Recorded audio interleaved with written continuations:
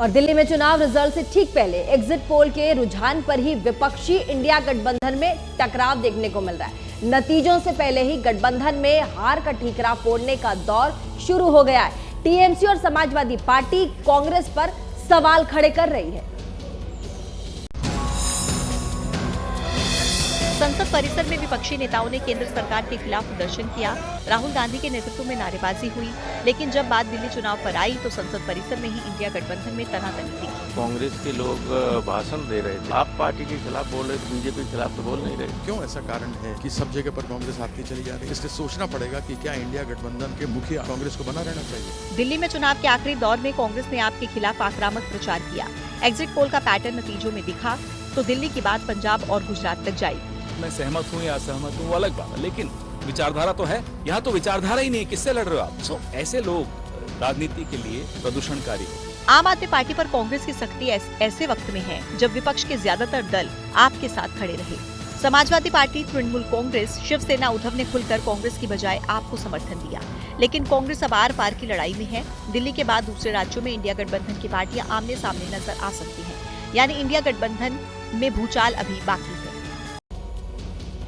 और दिल्ली में मतगणना और चुनाव नतीजों से पहले तोड़फोड़ का आरोप भी लगाया। आम आदमी पार्टी ने आरोप लगाया कि उसके विधायकों को आम आदमी पार्टी छोड़ने के लिए करोड़ों का ऑफर मिल रहा है। एग्जिट पोल के बाद दिल्ली में सियासी घमासान तेज हो गया है। आम आदमी पार्टी के राष्ट्रीय संयोजक अरविंद केजरीवाल ने एक्स पर पोस्ट करके कहा कि पिछले 2 घंटे में हमारे 16 उम्मीदवारों के पास फोन आ गए हैं कि आप छोड़ के उनकी पार्टी में आ जाओ, मंत्री बना देंगे और हर एक को 15-15 करोड़ देंगे। केजरीवाल से पहले यही आरोप संजय सिंह ने भी लगाया था। संजय सिंह ने कहा कि दिल्ली में बीजेपी का ऑपरेशन लोटस चालू है।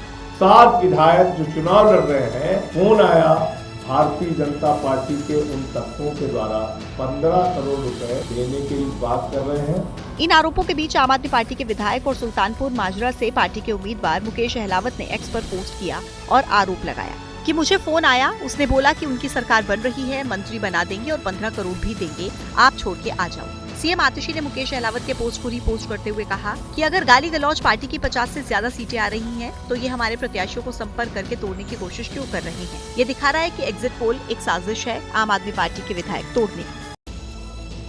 और चुनावी नतीजों से ठीक पहले विधायकों की खरीद फरोख्त के आम आदमी पार्टी के आरोपों पर बीजेपी ने पलटवार किया है। बीजेपी ने कहा है कि आम आदमी पार्टी के नेता सबूत पेश करें, नहीं तो कानूनी कार्यवाही के लिए तैयार रहें। दिल्ली विधानसभा चुनाव पर आए एग्जिट पोल के बाद खरीद फरोख्त के आरोप लगने पर बीजेपी ने आम आदमी पार्टी को निशाना बनाया। अरविंद केजरीवाल की खरीद फरोख्त वाली पोस्ट को रिपोर्ट करते हुए दिल्ली बीजेपी ने कहा कि आरोप लगाने के बाद माफी मांगना भी आपको बहुत पसंद है। वैसे भी आपकी ये स्क्रिप्ट अब पुरानी हो चुकी है, अब थोड़ा इंतजार और कर लीजिए। संजय सिंह के आरोपों पर भी बीजेपी ने सवाल उठाए। दिल्ली बीजेपी ने एक्स पर पोस्ट कर कहा कि संजय सिंह अपना आरोप वापस लेकर भाजपा से माफी मांगे या कानूनी नोटिस के लिए तैयार रहे। में ऐसे हुआ था, नहीं हमारे विधायकों को पैसे दिए जा रहे हैं। जब उससे पूछा सबूत, तो सबूत है नहीं थे। केजरीवाल के हसीन सपने देखना हर किसी का अधिकार है, सपने देखना अधिकार है, परंतु जो मूल बात है उनके पास अगर सबूत है तो उसको पेश करें, अन्यथा ये ना हो कि उनके खिलाफ एक डिफेमेशन का केस और लग जाए। कांग्रेस के नेता भी आम आदमी पार्टी के आरोपों पर सवाल उठा रहे हैं।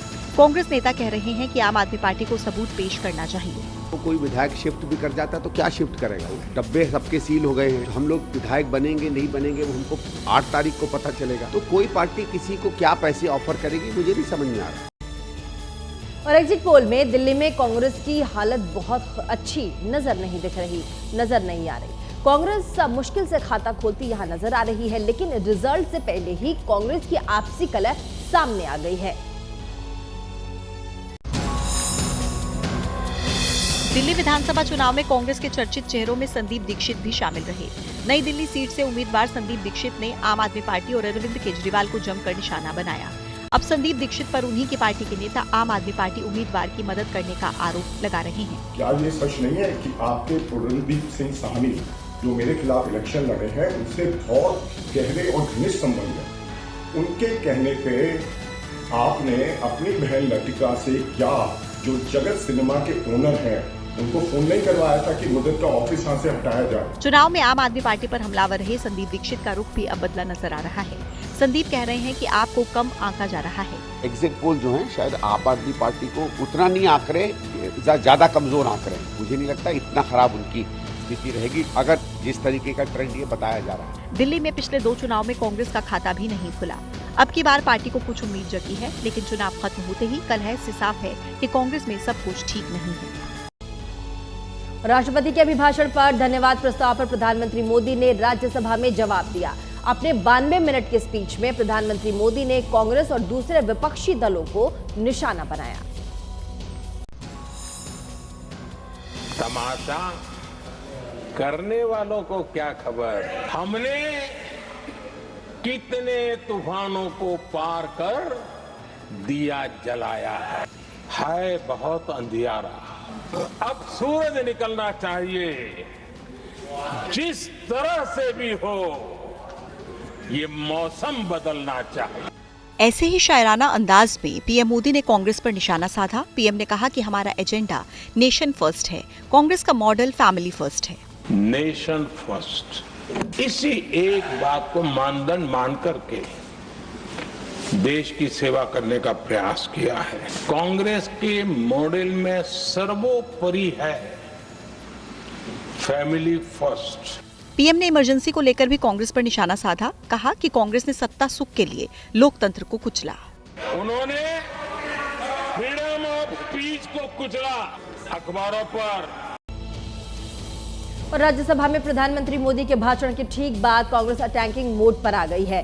कांग्रेस नेताओं ने कहा है कि प्रधानमंत्री ने अपने भाषण में अपने कामकाज पर कोई बात नहीं की, चर्चा नहीं की। उन्होंने सिर्फ कांग्रेस पार्टी पर आरोप लगाए हैं।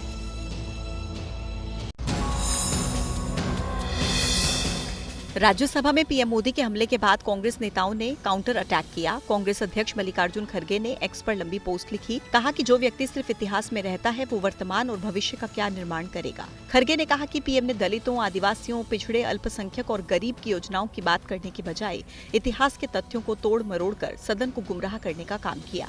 झूठ असंसदीय शब्द माना जाता है, पर मैं कहूं कि 90 मिनट प्रधानमंत्री झूठ की गंगा बहाते रहे। बेरोजगारी पर नहीं बोलते हैं, आर्थिक विषमताओं पर नहीं बोलते हैं, महंगाई पर नहीं बोलते हैं।